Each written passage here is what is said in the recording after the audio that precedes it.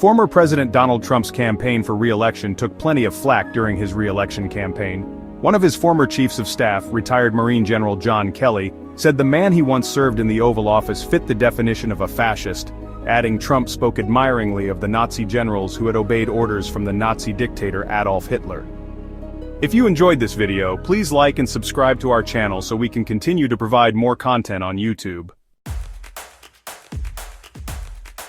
Any such description from a credible source would have been fatal for many a presidential campaign in the past. The same could be said of testimony from others that Trump in office had little respect for the Constitution or regard for the rule of law. These attacks follow upon a highly public salvo from the uber-Republican Cheney family. Former Vice President Dick Cheney and his daughter Liz, who was co-chair of the House Select Committee to investigate the January 6th attack on the U.S. Capitol. Both Cheneys had withheld their support for Trump during the primary season earlier this year, but this fall came out to endorse Harris.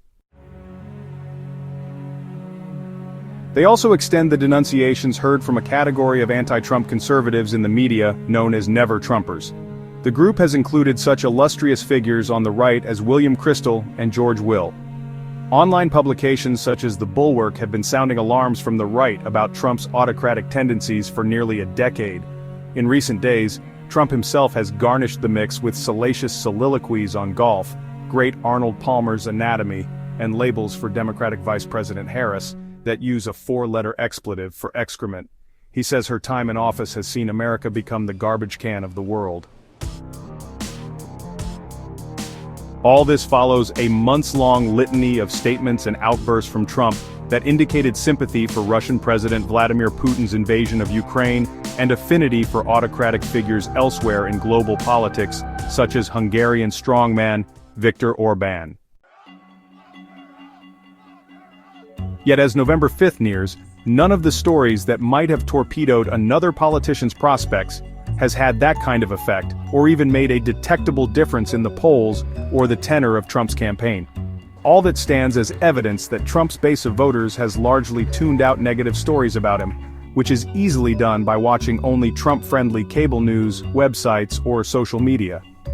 For those who are still exposed, such stories can be dismissed as fake news, a phrase Trump adopted in 2016 that has since proven popular among autocratic politicians around the world. Beyond the hardcore base, the politics of addition. But Trump's seemingly unfazed pursuit of this style also demonstrates something else about our present political moment. Trump has his fanatical base, to be sure. But he has more than that. If he did not have more, he would not have won in 2016 or attracted in 2020 the most votes ever cast for an incumbent president, even though he lost that contest. Trump's most loyal fans are often described as being ready to crawl over broken glass to vote for him, and these legions of such enthusiasts surely exist.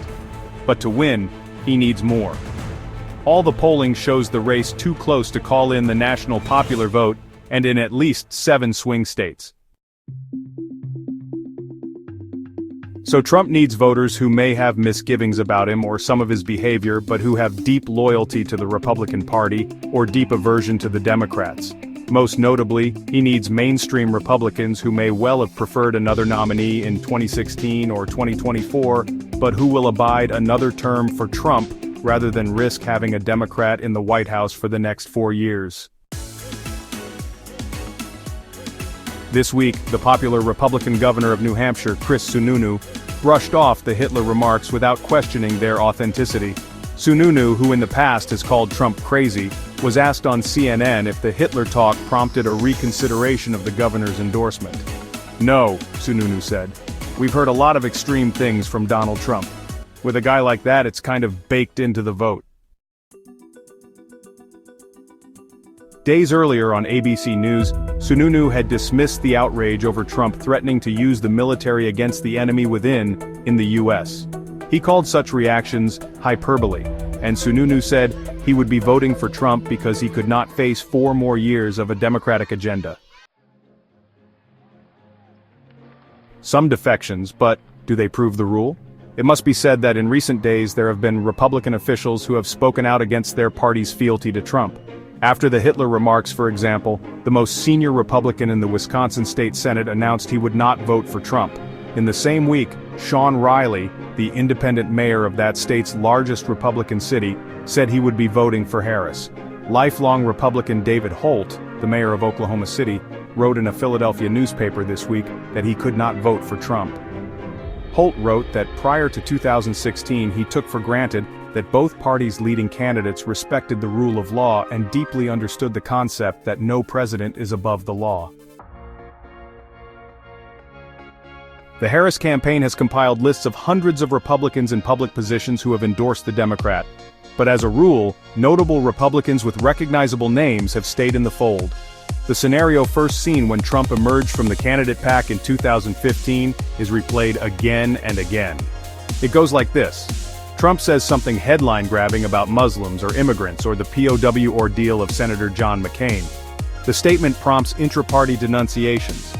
But after a few days or weeks, Trump is still on top, unrepentant, unbent, and unbowed, and so dominant in the media coverage as to marginalize his opposition.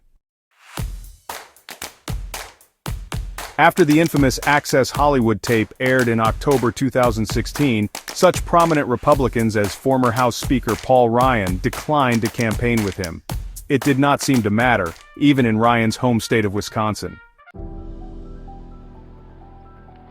The controversies have erupted, reached a moment of apparent crisis and subsided. And the hardcore Trump support has often seemed to grow all the harder.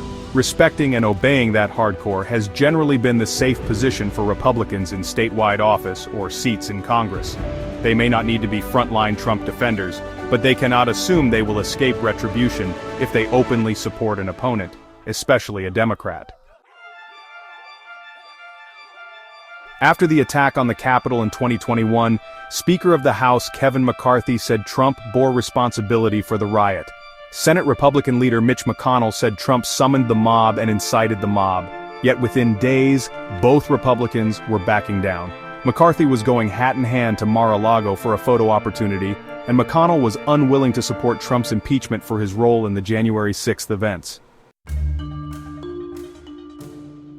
It was apparent in each of these situations that whatever reaction might appear in some newspapers or on certain TV channels, the popular underpinnings of the Trump phenomenon remained solid.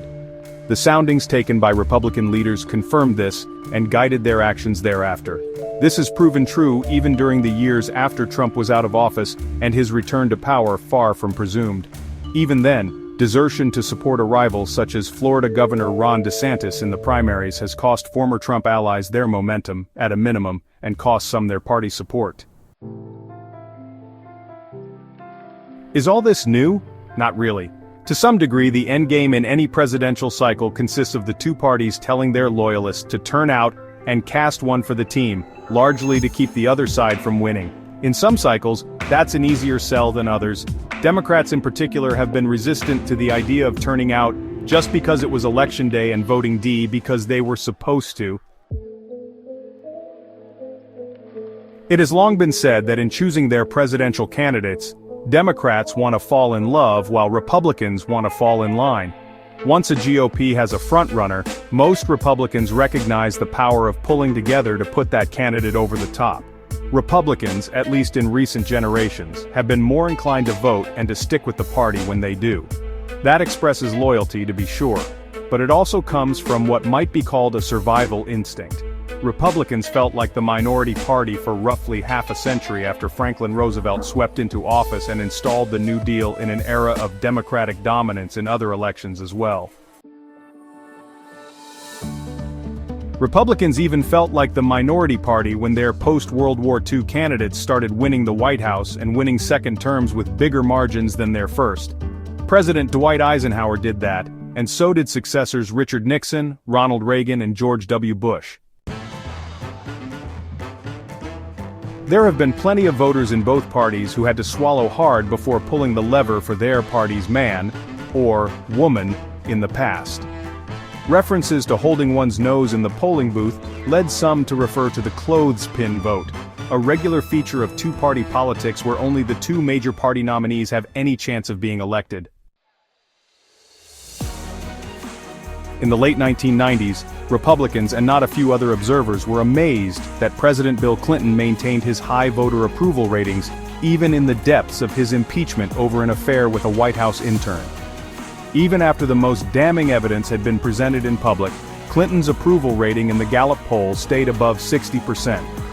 In December 1998, the month he was impeached, Clinton's approval hit 73%. Still, Trump has taken this dynamic to unprecedented levels. His rise to the presidency was not built on previous political experience or public service, but on a media presence in a reality show based on his tough businessman persona. He has made a specialty of maintaining a connection with an audience through showmanship and media dominance that other candidates cannot match. He has said he loves the uneducated, and the GOP has taken advantage of that demographic by encouraging them through a flood of right-wing media outlets that their lack of education to compete in new occupations isn't the problem. It's all those other people that don't look like you who are getting preferential treatment, that are taking all the high-paying jobs even though they've gone to years of training or college to learn how to perform the skill sets needed in the new world economy. So the GOP is loyal out of self-preservation and ignorance to competitive and social norms, while they are still stuck in the 1950s and 60s, hoping to stay on top of the financial house of cards that is crumbling beneath them. If you haven't done so already, please like and subscribe to our channel and share this content to help support regaining democracy in this country again.